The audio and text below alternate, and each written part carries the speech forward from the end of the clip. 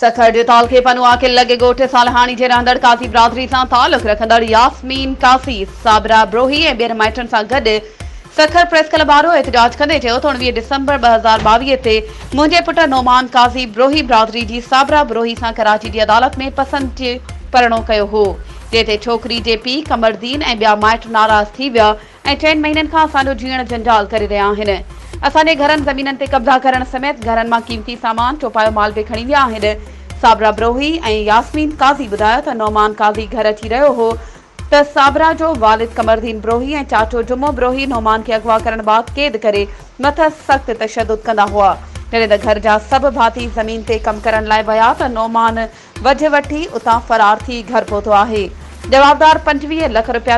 तलब कनि पिया। हुननि आला अख़्तियारनि खां जवाबदारनि ख़िलाफ़ कार्रवाई कराए इंसाफ़ ऐं तहफ़ुज़ ॾियारण जी घुर कई आहे। वधीक ख़बरुनि ऐं अपडेट्स जे लाइ असांजे चैनल खे सब्सक्राइब कयो